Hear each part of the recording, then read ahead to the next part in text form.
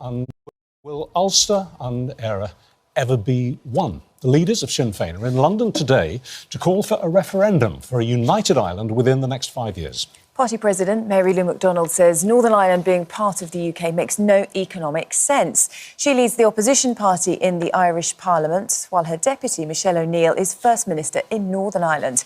Mary Lou McDonald joins us now. Good morning. Good morning. To you. So you're calling for this referendum. Is the support there, though? Because a recent poll shows only 34% of people in Northern Ireland supported a united Ireland. You've got a way to go, haven't you, to convince people? Well, first of all, good morning and thanks for having me. We are now 27 years on since the Good Friday Agreement, as we all know, a historic moment where we settle on the democratic and institutional arrangements to end what was a conflict that ran for centuries, where we create the space to build peace, reconciliation, build friendships, build relationships across the island of Ireland, but also between Ireland and Britain. This is Maya.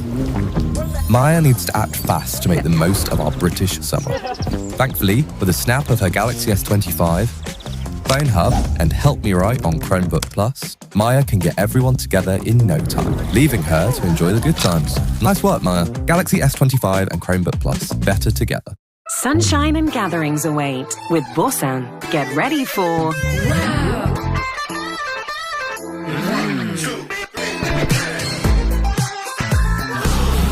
Extraordinary begins with Bosan. Ireland and Britain, very, very importantly.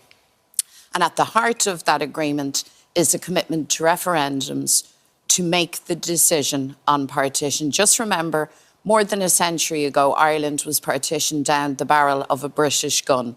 There was no democracy involved. It was imposed on the island, and the consequences of it were literally devastating for our island and deeply, deeply damaging to the relationship between Britain and Ireland. And we need to fix all that. So politics has changed. We've all moved on. The peace has been established. I think we have made enormous strides, all of us. And I think Ireland and Britain and all the political leaders and the people deserve great credit for that. And now we're at a point where we say, what's the next chapter? And for us, logically, in economic terms, in social terms, in democratic terms, Irish unity makes sense. But the support, on the support level, on the support, just remember this. Any polling that's done now is done in a context where there hasn't been an active conversation around preparing for referendums or raising the questions around what will our health service look like? What will our education system look like? So in a way, for us now, our first ask is that preparation needs to start. Now, we do not, with all due respect, want to walk down a Brexit scenario where a question is put and the political system has no answer. You remember famously, Brexit is Brexit. Like, that's not an answer. In my opinion, it never was. So there's work to be done here, and it's really, really important that the government in Dublin, and critically that Keir Starmer, is actually true to the Labour Party legacy of building peace in Ireland, of being part of progress in Ireland, and is a partner to the Dublin government in laying the ground and making the preparations. You have an absolute mountain to climb here, because you are going to have to persuade people living in Ulster, living in Northern Ireland, nearly 50% of them, that unification is in their best interests. When they feel passionately, and we know how high passions run on this, passionately that it's not. If you're talking to a unionist watching this right now, this morning, what would be the key selling point that you've got in your armoury to persuade him or her or his family or her family? Well, the first thing I would say, unification is the way to go. The first thing I would say, Richard, to a unionist is I absolutely accept and appreciate unionism will argue for the union. I mean, none of us should be surprised about this. As it's entitled to. Oh, absolutely. I totally respect that. This will be a democratic process where the proposition is put, a reunified Ireland that has all of the economic options and levers and opportunities that will come with this, or the maintenance of a border that has brought a financial and a social cost. And I would say to our unionist friends, those for whom the question of identity and being British is at the core of their concerns. You are British in a partitioned Ireland. You will be British in a united Ireland. This is not an attempt to in any way push back against the identity or the integrity of somebody's sense of self. This is about building a modern, dynamic, but why do you want country. Northern Ireland still so badly? Because economically, I think it's fair to say it's close to being a basket case at the moment. This country pays in a huge amount in terms of subsidies to Ulster, far more than we get back. I mean, it actually, if you like, it's running at a loss. Why are you keep talking about economics? Yeah. Why are you so keen because to absorb a country, as it were, like that? Well, it's not a country. No, but it's part of you know the what I'm region. saying. But yeah. however, let's not quibble over that. You see, I think the core of that question is, why is the 6 counties, why is the North consistently in economic difficulties? And the answer to that question, Richard, is because it is not economically viable as a territory. It's 6 counties of the historic 9-county province of Ulster. It's cut off from its natural political, social and economic hinterland. Remember this, since the peace agreement was signed in 1998, the value of the All-Ireland economy has multiplied 6-fold. The natural economic activity for a small island like Ireland is the entire island. It makes no sense to partition. Would you abide by a referendum? Supposing you won the argument and you got a referendum and you had the statistics to back up that referendum under the Northern Ireland Agreement, and you lost, would that be it? Would you drop the idea?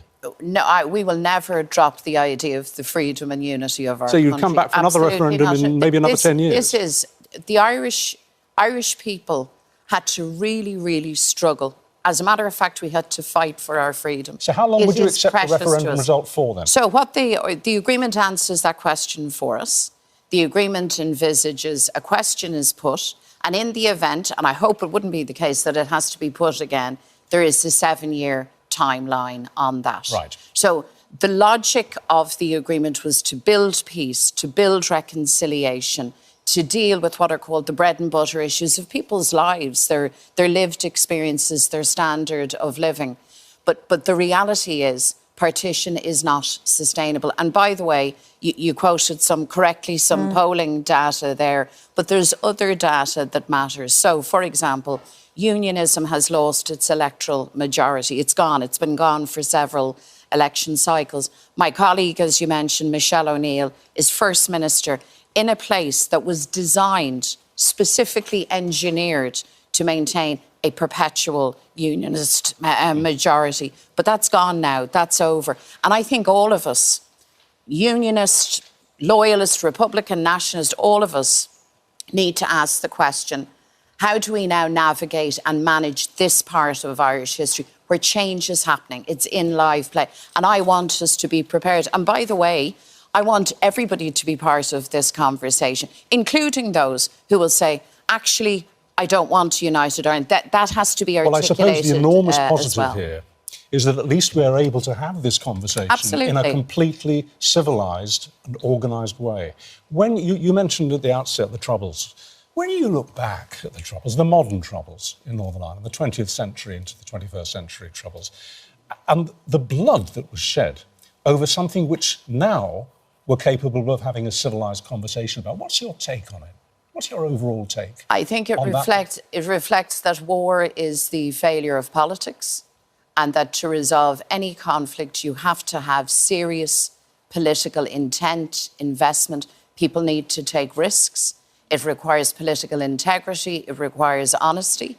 And unfortunately, that was missing for a very, very long time.